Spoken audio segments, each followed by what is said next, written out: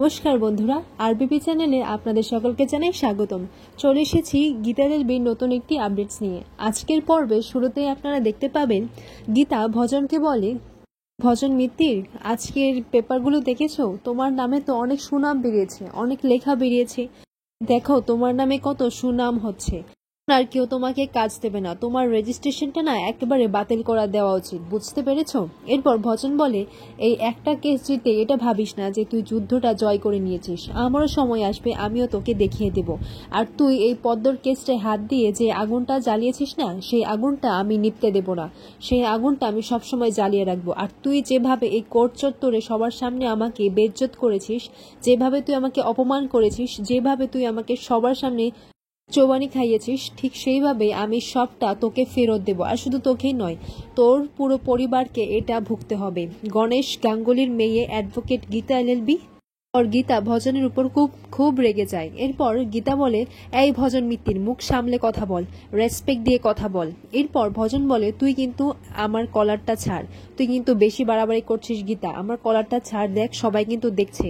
এরপর গীতা বলে, দেখুক, তোকে আর তোর এই চরিত্র আর তোর মুখোশটা সবার জানা উচিত। ভজন বলে, তুই আমার কিচ্ছু করতে পারবি না, আমি কিন্তু তোর নামে কেস করতে পারি। এরপর গীতা বলে, কর, তুই গিয়ে কেস করতেই পারিস, কিন্তু এই কেসেও তুই জিতবি না, তুই এই কেসটাতেও হারবি। তখন ভজন বলে, আমি জিতবই। গীতা বলে, তুই আমাকে প্রভোক করছিস, উপর হাত উঠাবার জন্য তুই আমাকে প্রভোক করছিস, এই কেসটা তুইও জিততে পারবি না। এরপর ভজন বলে, আমি, তুই আর তোর ওই শ্বশুর মশাই চলমান ইনস্টিটিউশন, সে তাকেও দেখে নেব। তখন গীতা বলে, সম্মান দিয়ে কথা বল, সম্পর্কে উনি তো গুরু হন, গুরু ব্রহ্মা, গুরু বিষ্ণু আর গুরুই দেব মহেশ্বরা, সেটা ভুলে গেছিস? যে তোকে এত কিছু শিখিয়েছে, তুই তাকে এরকম ভাবে বলছিস? আমি কিন্তু তোকে ছেড়ে কথা বলবো না।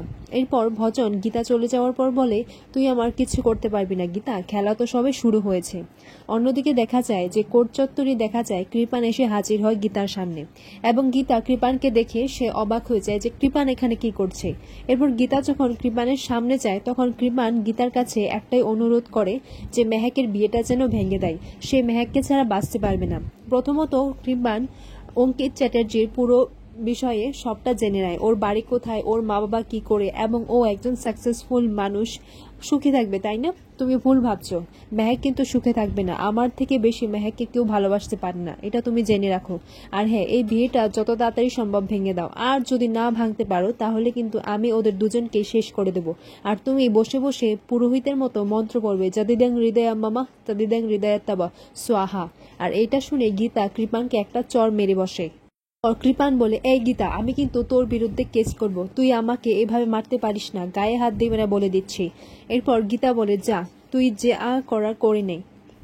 কৃপান বলে, আমি মানছি আমার ভুল হয়ে গেছে, সেদিন নেশাগ্রস্ত অবস্থায় আমি পদ্মর হাতটা ধরে নিয়েছিলাম, আর পদ্ম যখন আমাকে থাপ্পড়টা মারলো না, আমার ইগো হার্ট হয়েছে, আর তখনই আমি আমার ফ্রেন্ডসকে বলেছিলাম যে তাদেরকে আর পদ্মকে চেস করতে, কিন্তু তার আগেই তুমি এসে পড়েছো, আর তখন এত কিছু হয়ে গেছে। কিন্তু বিশ্বাস করো, মেহেককে আমি খুব ভালোবাসি, ওকে আমি খুব যত্ন করে রাখবো, আমি ওকে ছাড়া বাঁচতে পারবো না, মেহেককে ছাড়া আমি মরে যাব, তুমি আমার কথাটা বিশ্বাস করো। বলে, তোর সাহস কি করে হয় এই কথাটা বলার, তুই এখান থেকে চলে যা। কৃপান বলে, না, আমি কোথাও যাব না, যদি তুমি এই বিয়েটা না ভাঙো আর মেহেক যদি আমার না হয়, তাহলে কিন্তু ও কারোর হবে না, আমি ওদের সবাইকে শেষ করে দেব। আর আর শেষ তো হবে এবার থেকে তোর পরিবারের। বলে, শুনেছিলাম যে এক কান কাটা থাকে যারা, তারা গা ঢেকে রাখে, আর দু কান কাটা থাকে যারা, তারা সবার সামনে ঘুরে বেড়ায়। তা তোর কি দু কান কাটাই, সেটাও কি খোয়া গেছে? কৃপান বলে, আমার আর কিচ্ছু খোয়া যাবে না, এখন থেকে তোমার আর তোমার পরিবারের সবটা খোয়া যাবে। কৃপানের কলারে ধরে ওকে শাসাতে লাগে। তখন দিয়া বলে, এটা ছেড়ে দাও, সবাই দেখছে গীতা। তখন গীতা দিয়াকে বলে, তুমি ওকে বলে এখান থেকে চলে যেতে, না হলে কিন্তু আমার থেকে খারাপ কেউ হবে না। এরপর কৃপান এটা বলে যায় যে আমি চলে যাচ্ছি, কিন্তু হ্যাঁ, আমি কিন্তু অঙ্কিতকে ফোন করে সবটা বলে দেব, সব অতীতের কথা জানিয়ে দেব। এরপর কি হবে? এরপর গীতা এই ভয়ে অঙ্কিতকে ফোন করে বলে, অঙ্কিত, আমি গীতা মুখার্জি বাড়ির স্বস্তিক মুখার্জির স্ত্রী বলছি। তখন অঙ্কিত বলে, হ্যাঁ, আমি তো চিনতে পেরেছি, বলুন কি বলবেন।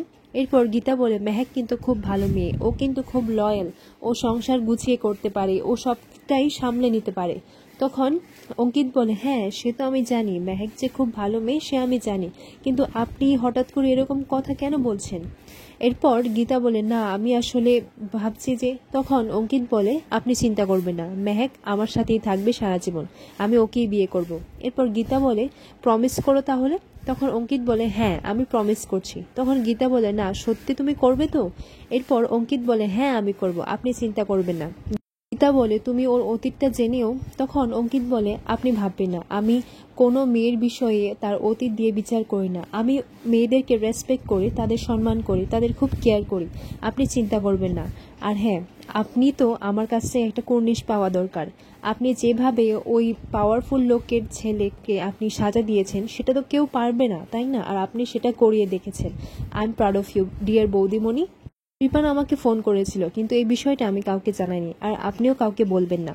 এর পরের মুহূর্তে দেখা যায় যে গীতা বাড়ি ফিরে যায়, এবং বাড়ি ফিরে দেখে সবাই হলের মধ্যে দাঁড়িয়ে রয়েছে, কেউ কিছুই বলতে পারছে না। জিজ্ঞাসা করলে অগ্নিজিৎ মুখার্জি টেবিলের মধ্যে রাখা বিয়ের সব তত্ত্বগুলো দেখিয়ে দেয়। তখন গীতা বলে, এইগুলো তো বিয়ের তত্ত্বর মতো লাগছে। তখন রাকা বলে, তত্ত্বর মতো নয়, এটা তত্ত্বই বলতে পারো, তুমি একবার দেখোই না। এরপর গীতা বলে, হ্যাঁ সেই তো দেখছি, এখানে বিয়ের তত্ত্ব রাখা আছে, কিন্তু কার? এরপর রাকা বলে, তুমি একবার কার্ডটা পড়েই দেখো। তখন সেখানে সে কার্ডে লেখা আছে যে কৃপানের সাথে মেহেকের বিয়ে হতে চলেছে, আর সেইভাবেই কার্ডটা ছাপানো হয়েছে, আর এই তত্ত্বগুলো কৃপানদের বাড়ি থেকেই এসেছে।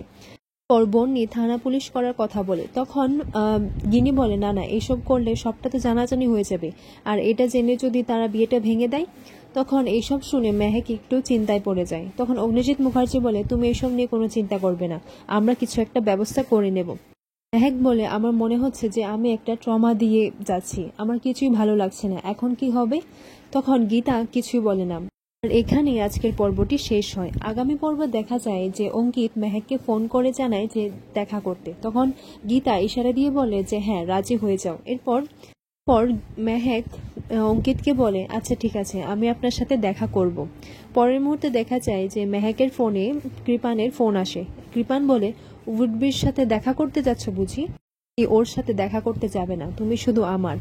মেহেকের কাছ থেকে গীতা ফোনটা নিয়ে নেয়। আগামী পর্বে এরকম কিছু একটা দেখা যাবে।